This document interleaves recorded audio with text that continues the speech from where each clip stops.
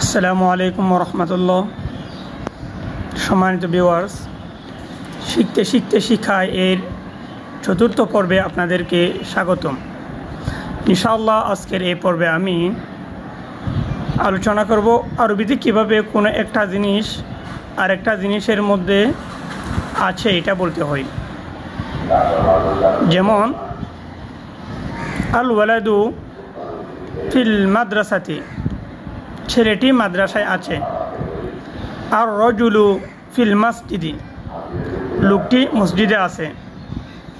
আনা ফিস সাইয়ারতি, আমি গাড়িতে আছি।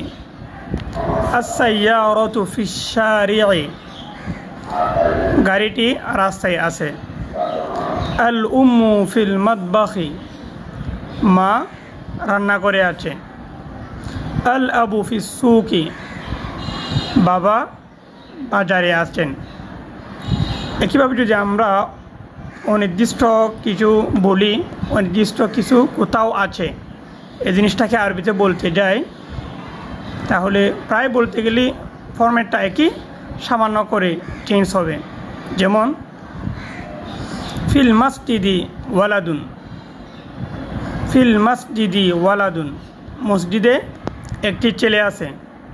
অথবা ফিল মসজিদি রজুলুন, মসজিদে একটি লোক আছে। ফিল গুরফাতি মিরওয়াহাতুন, রুমে একটি পাখা আছে। ফিস সাইয়ারতি রজুলুন, ফিস সাইয়ারতি রজুলুন,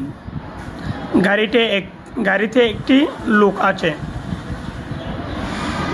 ফিস সুকি রিজালুন, ফিস সুকি রিজালুন, বাজারে অনেক মানুষ আছে।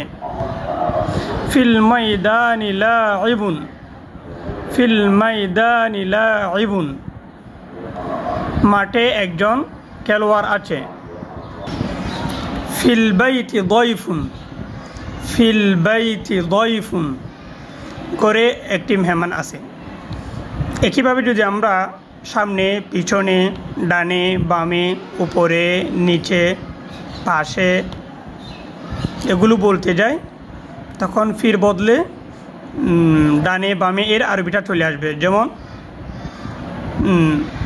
খলফুন অর্থ হচ্ছে পিছে, আমামুন অর্থ হচ্ছে সামনে, ফৌক অর্থ হচ্ছে উপরে, তাহতা অর্থ হচ্ছে নিচে, ইয়ামিনুন অর্থ হচ্ছে ডানে।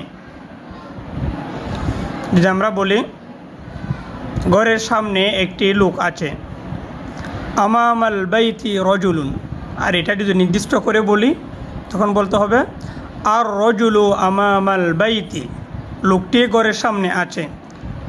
আর আমামাল বাইতি রজুলুন এটার অর্থ হয় ঘরের সামনে একটি লোক আছে।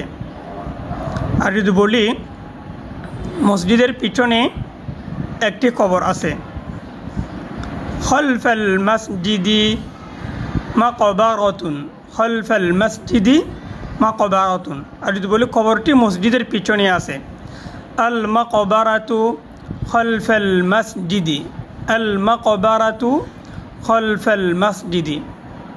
অর্থাৎ যদি নির্দিষ্ট হয় তখন ওই শব্দটাকে বাক্যের শুরুতে নিয়ে আসতে হবে। আর যদি অনির্দিষ্ট বা নাকিরা হয় তখন শব্দটাকে জরফ মজরুফের পরে নিয়ে আসতে হবে। অর্থাৎ ফিল বাইতি, আমামাল বাইতি, খলফাল বাইতি এরপরে আনতে হবে, তখন বাক্যটি গঠিত হয়। আজ এই পর্যন্ত। আসসালামু আলাইকুম রহমতুল্লাহ।